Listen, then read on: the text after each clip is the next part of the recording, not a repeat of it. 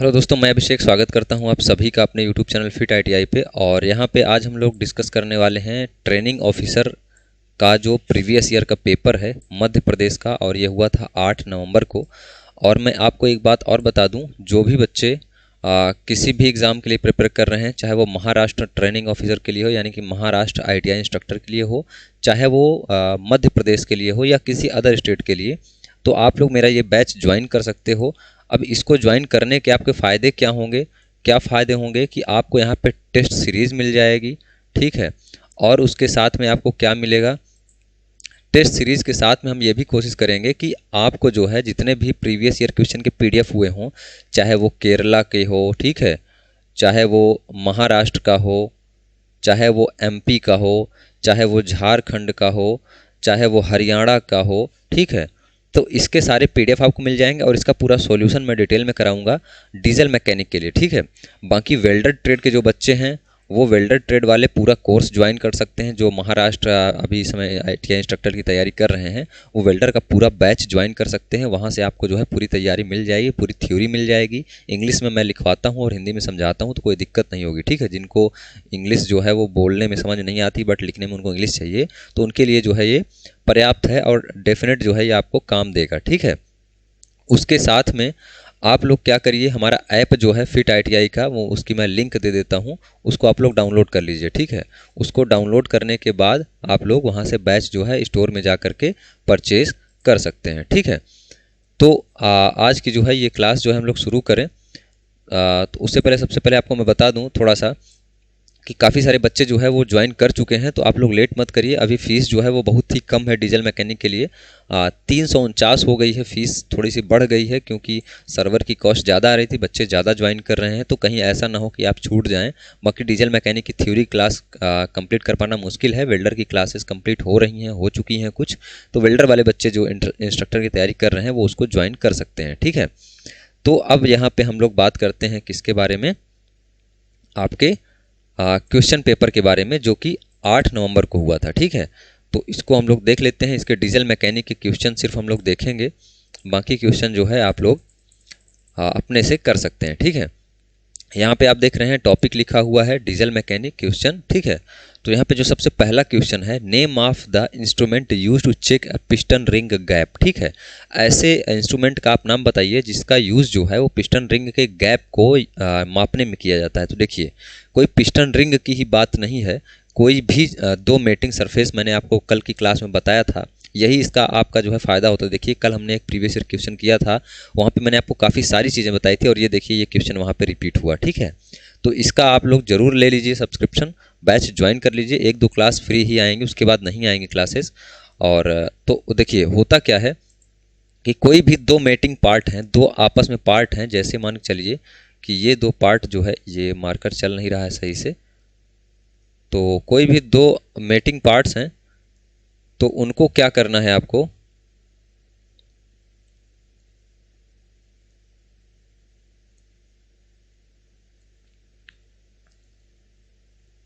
यहाँ से मार्कर थोड़ा सा हाई ले लेते हैं, अब जो है ठीक है। चलिए,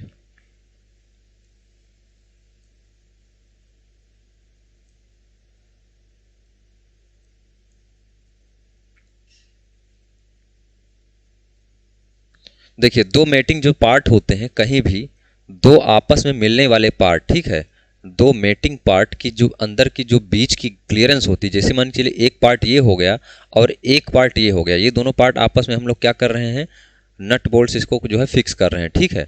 तो इनके बीच में जो ये थोड़ा सा गैप रह गया है, इसको गैप को मापने के लिए हम लोग फीलर गेज का यूज करते हैं। किसका यूज करते हैं?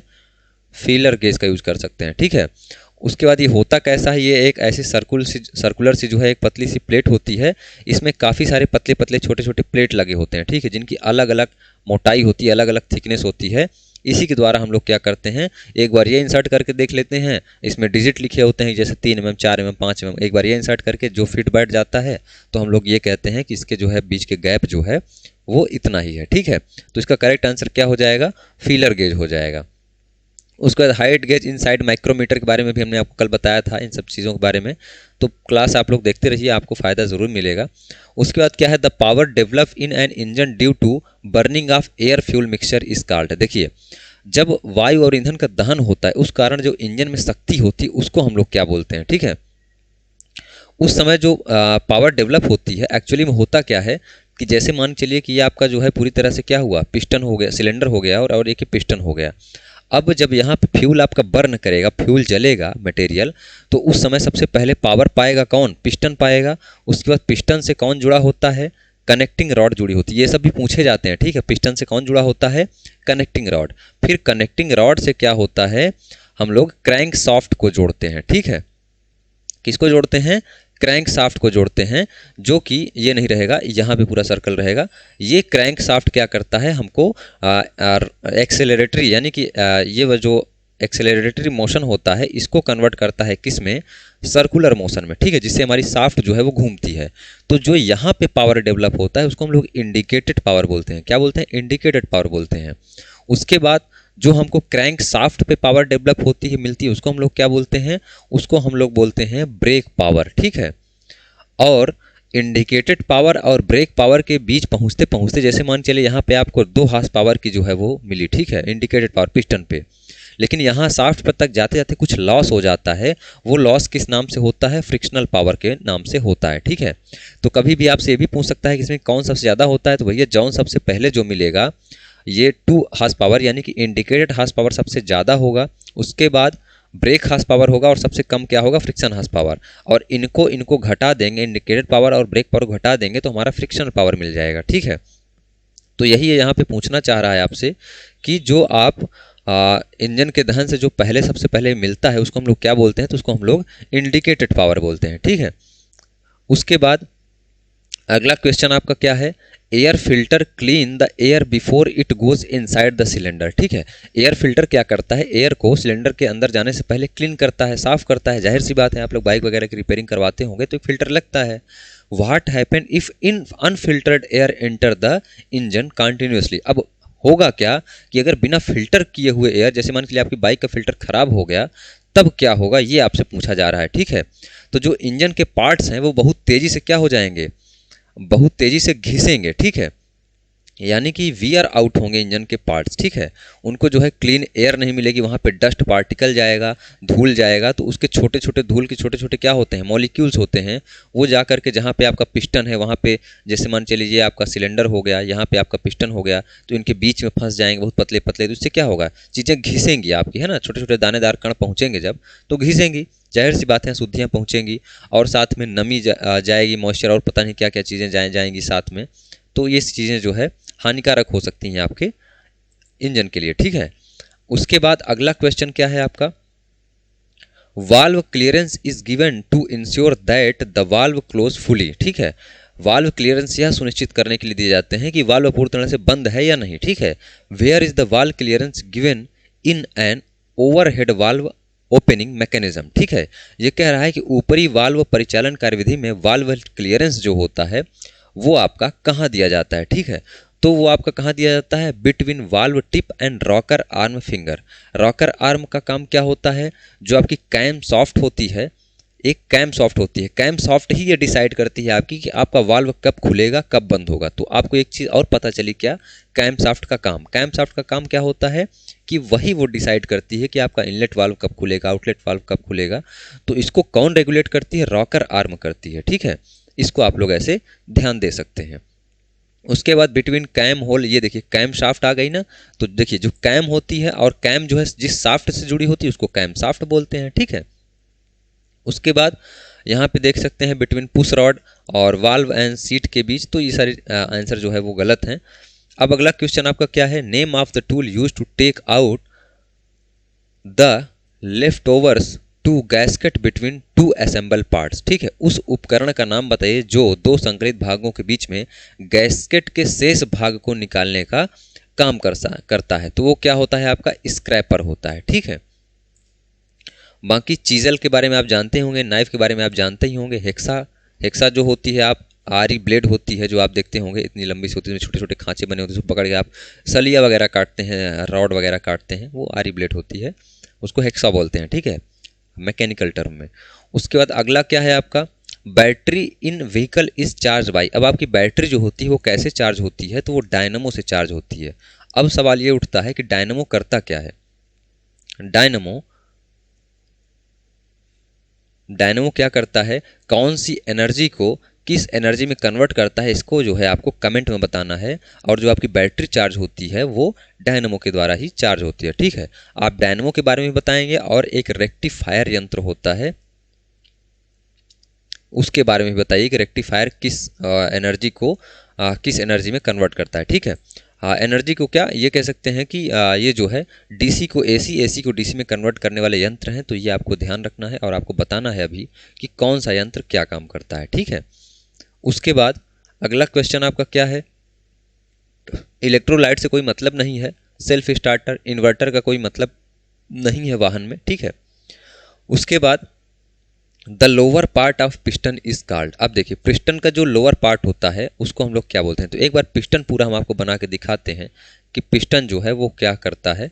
देखिए होता ये है कि जैसे मान के चलिए कि आपका ये पूरी पिस्टन की संरचना हो गई, ठीक है। ये आपकी क्या हो गई, पूरी पिस्टन की संरचना हो गई। सॉरी, ये सिलेंडर हमने बना दिया है। पिस्टन आपका जो है कुछ ऐसा होता है, माफ़ कीजिएगा मेरी जो ड्राइंग है वो थोड़ी ठीक नहीं है, ठीक है। और यहाँ पे जो है पिस्टन की रिंग्स लगी होती हैं, ठीक है। तो रिंग्स जो है वो 2 रिंग्स होती हैं, ठीक है। 3 रिंग्स मिनिमम होती हैं। और इन रिंग्स का जो नाम होता है, एक का नाम होता है ऑयल रिंग, एक का होता है कंप्रेशन रिंग। ये भी आपसे पूछा जाएगा, ठीक है। तो बिल्कुल हल्के में नहीं लेना है जो भी मैं बता रहा हूँ, ऑयल रिंग और कंप्रेशन रिंग, ठीक है। अब देखिए ये पिस्टन हो गया। अब पिस्टन के जो नीचे वाला भाग बच जाता है इसको हम लोग स्कर्ट बोलते हैं। क्या बोलते हैं, स्कर्ट बोलते हैं, ठीक है। स्कर्ट के ऊपर रिंग्स लगी होती हैं और यहाँ पे आपका क्या होता है, ये आपका कनेक्टिंग रॉड होता है। और ये कनेक्टिंग रॉड जो है वो क्रैंक सॉफ्ट से किसके द्वारा जोड़ा जाता है, तो ये गजन पिन के द्वारा जोड़ा जाता है, ठीक है। गजन पिन के द्वारा जोड़ा जाता है, ठीक है। तो ये आई होप आपको क्लियर हो गया होगा। आप तो उसको हम सबसे नीचे वाले भाग को क्या बोलते हैं, स्कर्ट बोलते हैं, ठीक है। उसके जो ऊपर का हिस्सा होता है उसको क्राउन बोलते हैं, ठीक है। ये भी ध्यान देखिए। पिस्टन रिंग सेक्शन मैंने आपको बता ही दिया, ठीक है। उसके बाद अगला क्वेश्चन आपका क्या है, tab washers is used for. अब जो टैब वॉशर होते हैं उसका काम क्या होता है, तो प्रिवेंटिंग वाइब्रेशन, ठीक है। उसके बाद self locking, fastening structural fabrication work, locking the nut, ठीक है। तो नट को जो है वो लॉक करने के लिए किसका प्रयोग किया जाता है, टैब वॉशर का प्रयोग किया जाता है, ठीक है। एक वॉशर आता है टैब वॉशर, जिसको हम लोग क्या करते हैं, नट को लॉक करने के लिए यूज़ करते हैं, ठीक है। उसके बाद आपका अगला क्वेश्चन क्या है, which of the following airless injection system has fuel injection pump and fuel injector in oil unit. कहने का मतलब ये है कि कौन सी वायु रहित जो है इंजेक्शन सिस्टम की एक इकाई ईंधन अंतक्षेपण पंप और ईंधन अंतक्षेपक होता है। हिंदी थोड़ा सा मुश्किल ही रहता है, तो उसको हम लोग यूनिट इंजेक्टर सिस्टम कहते हैं।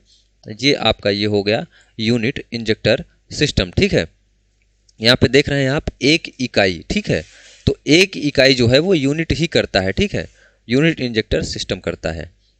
उसके बाद is the distance between centre of front wheels. जो आपका सेंटर व्हील का जो डिस्टेंस होता है उसको हम लोग क्या बोलते हैं, अग्र पहियों के केंद्र के बीच की दूरी जो होती है उसको हम लोग क्या बोलते हैं, तो उसको हम लोग बोलते हैं व्हील ट्रैक। ये बेसिकली आपके ऑटोमोबाइल का क्वेश्चन है, बट ठीक है, आपके डीजल मैकेनिक में चीज़ें जो है पूछी जा सकती हैं, ठीक है। उसके बाद in which engine will the crank shaft length be the maximum. Engine किस इंजन में क्रैंक शाफ्ट की लंबाई अधिकतम होगी, अब बताइए। क्रैंक शाफ्ट की लंबाई, क्रैंक शाफ्ट की लंबाई मतलब आप समझ रहे हैं, जो सर्कल वाला पार्ट होता है जहाँ से आपका जो है रोटरी मोशन में कन्वर्ट होती हैं आपकी मोशन, तो उसको बोलते हैं, ठीक है। तो जो इन लाइन इंजन होता है, ये सब इंजन के प्रकार हैं, ठीक है, वी इंजन, रेडियल इंजन, ठीक है। तो जो इन लाइन इंजन होता है उसका क्या होता है, मैक्सिमम शाफ्ट की लंबाई उसमें यूज़ की जाती है। उसके बाद में अगला क्वेश्चन आपका क्या है, a type of nut used where frequent adjustment removing the refitting are required, ठीक है। यानी कि जहाँ लगातार समायोजन हटाने और पुनः स्थापना की आवश्यकता होती है वहाँ किस प्रकार के नट का हम लोग प्रयोग करते हैं, तो वहाँ पे विंग नट का प्रयोग करते हैं, ठीक है। विंग नट का।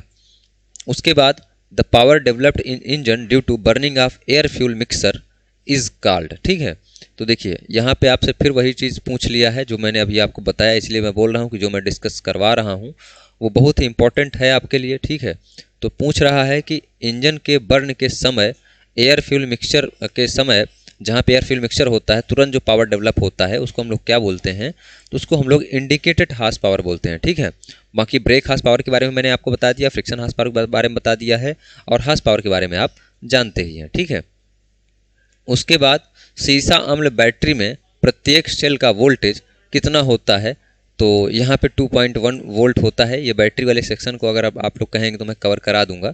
तो 2.1 जो है वो each cell of lead acid battery में, जितने भी सेल होते हैं लेड एसिड बैटरी में वो कितने होते हैं, 2.1 वोल्ट के होते हैं। ठीक है, उसके बाद अगला क्वेश्चन आपका, lack of lubrication in main bearing is due to, मुख्य बीयरिंग में स्नेहन की कमी के कारण। अब बताइए, जब आपकी बियरिंग है उसमें लुब्रिकेशन नहीं रहेगा, ग्रीस नहीं रहेगा, तो क्या दिक्कत आ सकती है, ये आप बताइए। तो यहाँ पे आप देख सकते हैं पहला क्वेश्चन है, oil holes in the crank shaft blocked, यानी कि क्रैंक शाफ्ट में अवरुद्ध तेल छिद्र हो जाएगा। Oil hole in the cam shaft blocks, तो जो कैम शाफ्ट होती है वहीं से जो आपका ऑयल आता है वही जो क्या होता है वो ब्लॉक हो जाता है। ठीक है, उसके बाद the point angle of twist drill for general purpose, देखिए ट्विस्ट ड्रिल का पॉइंट एंगल जनरल पर्पस नहीं, हमेशा ही जो है 118 डिग्री होता है जनरल पर्पस के लिए भी। अब ये जो है वैरी कर सकता है, ठीक है, आपके मटेरियल के ऊपर है। ठीक है, बट जनरली हम लोग 118 डिग्री कॉमन मटेरियल के लिए लेते हैं। ठीक है, उसके बाद ये ड्रिल जो अब ड्रिल बिट होती है जो उसका एंगल है। ठीक है, identify the type of floating of gudgeon pin provided with circlip. ठीक है, तो आपको इसमें बताना है क्रिकलिप के साथ प्रदान गजन पिन के फ्लोटिंग के प्रकार को पहचानना है, तो वो क्या होती है, वो फुल फ्लोटिंग उसको बोलते हैं हम लोग। ठीक है, उसके बाद अगले क्वेश्चन पे आते हैं, excess carbon deposition in exhaust system will. अब देखिए बहुत जो आपका एग्जॉस्ट सिस्टम होता है वहाँ पे बहुत अत्यधिक कार्बन अगर निकल रहा है तो आपका क्या होगा, तो होगा ये कि आपका जो बैक प्रेशर है वो बढ़ जाता है। ठीक है, इंक्रीज बैक प्रेशर। ठीक है, उसके बाद अगला क्वेश्चन आपका क्या है, surface plate is made of granite की बनी होती है सरफेस प्लेट, इनमें क्या ही समझाना, ये सारी चीज़ें ऐसी हैं कि अब ग्रेनाइट की बनी होती है तो बनी होती है, इसमें कोई चीज़ ऐसा नहीं है। उसके बाद vibration damper is used in front of crank shaft for, crank shaft के आगे कंपन अवमंदक किसके लिए प्रयुक्त होता है। देखिए जो क्रैंक शाफ्ट के आगे वाइब्रेशन डैम्पर होता है उसका काम क्या होता है कि जो टेंशनल वाइब्रेशन है, यानी कि जो खिंचाव होने वाले वाइब्रेशन होते हैं खींचने वाले, उनको क्या करता है, ये रिड्यूस करता है, कम करता है। तो उस बेसिस पे जो है रिड्यूस इंजन नॉइज़ का कोई मतलब नहीं है, स्टोर एनर्जी का कोई मतलब नहीं है। ठीक है, रिड्यूस इंजन नॉइज़ पे आप कंफ्यूज हो सकते हैं, बट यहाँ पे क्या पूछा गया है, क्रैंक सॉफ्ट के आगे। ठीक है, पूरे पूरे आपके वाहन में जो लगा है उसके बारे में बात नहीं कर रहा है। ठीक है, वाइब्रेशन डैम्पर का मतलब ये होता है कि वाइब्रेशन को कम करने वाला, रिड्यूस करने वाला, तो यहाँ पे रिड्यूस टेंशनल वाइब्रेशन जो है इसका करेक्ट आंसर हो जाएगा। उसके बाद रिड्यूस अगला क्वेश्चन क्या है, ये आंसर है इसका, which is instrument use to measure tappet clearance. देखिए बार बार ये क्लियरेंस का क्वेश्चन आ रहा है, फिर भी यहाँ पे फिलर गेज हो जाएगा फिर से। ठीक है, क्वेश्चन आपको डेफिनेटली आप ये जो बैच करेंगे यहाँ पे मैं कराऊंगा, जितने भी प्रीवियस ईयर क्वेश्चन मिलेंगे आपको वो आप जब एग्जाम देने जाएंगे तो, क्योंकि क्वेश्चन 2000-2500 मार्केट में होते हैं और वही बार बार सर्कुलेट होते हैं, ऑब्जेक्टिव क्वेश्चन कहाँ से बन के आएंगे। ठीक है, कोई क्रिएट नहीं करता है क्वेश्चन, क्योंकि ऑप्शन अप्रोप्रिएट तरीके से क्रिएट करना मुश्किल हो जाता है।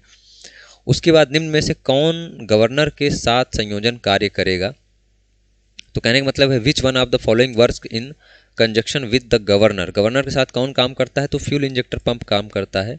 ठीक है, ईंधन अक्षेपी पंप काम करता है। उसके बाद अगला क्वेश्चन क्या है, when an engine stop functioning due to some fault, अगर इंजन किसी फॉल्ट की वजह से फंक्शन करना बंद कर देता है, and it beyond the control of the operator is called, कौन सा मेंटेनेंस इसको बोलते हैं, तो ब्रेक डाउन मेंटेनेंस। इससे आपको क्या समझ में आया, मेंटेनेंस जो होते हैं जो डेली मेंटेनेंस होते हैं, प्रिवेंटिव मेंटेनेंस होते हैं, ब्रेक डाउन मेंटेनेंस होते हैं, इनके बारे में आप जानते रहिए। ठीक है, उसके बाद अगला क्वेश्चन क्या है, in petrol engine combustion take place at, अब पेट्रोल इंजन में क्या होता है, कंबस्शन कैसे होता है, तो पेट्रोल इंजन में आपका जो कंबस्टन होता है वो कांस्टेंट वॉल्यूम पे होता है, ठीक है। मैंने आपको एक पिछले वाले पेपर में बताया था ऑटो साइकिल जो होती है पेट्रोल इंजन के लिए, उसका कैसे कंबस्टन होता है, कैसे हीट रिजेक्शन और एक्सपेंशन होता है, ठीक है। तो इसका जो है कांस्टेंट वॉल्यूम पे होता है, ठीक है। ये इसका आंसर है। उसके बाद अगला क्वेश्चन क्या है, जो आपका स्क्राइबर होता है, पॉइंट एंगल ऑफ स्क्राइबर।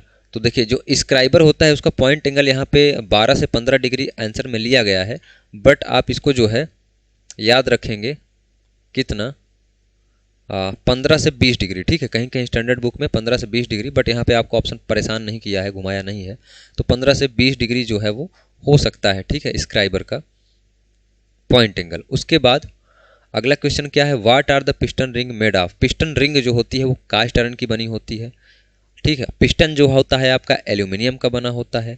चलिए आपको ये भी बता देते हैं, पिस्टन रिंग क्या, ये भी आपसे पूछ सकता है।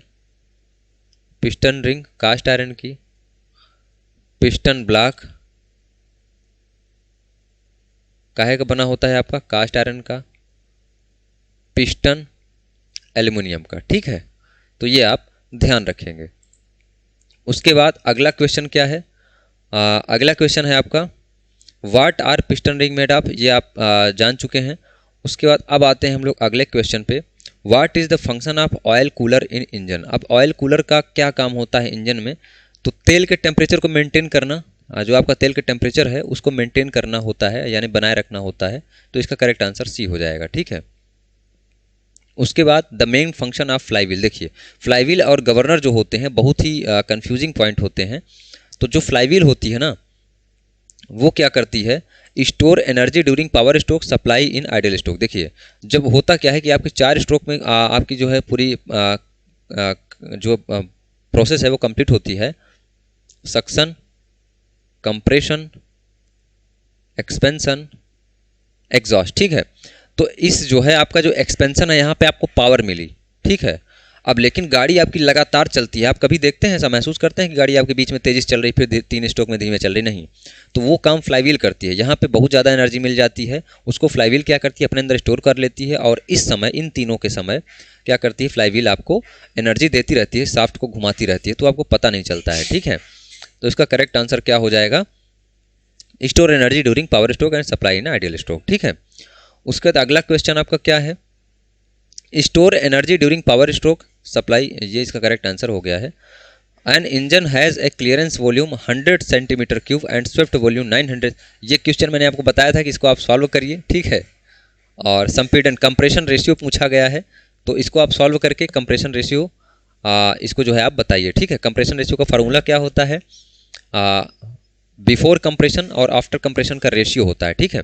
यहाँ पे लिखाएंगे नहीं, तो इसका जो है रेशियो होता है, तो आप देख लेंगे वहाँ से आपका क्लियरेंस वॉल्यूम कितना निकल रहा है। देखिए जब आपका कंप्रेशन पूरी तरह से कंप्रेशन हो जाता है, उसके बाद जो छोटा सा वॉल्यूम बचता है, मैं आपको ये भी बता देता हूँ।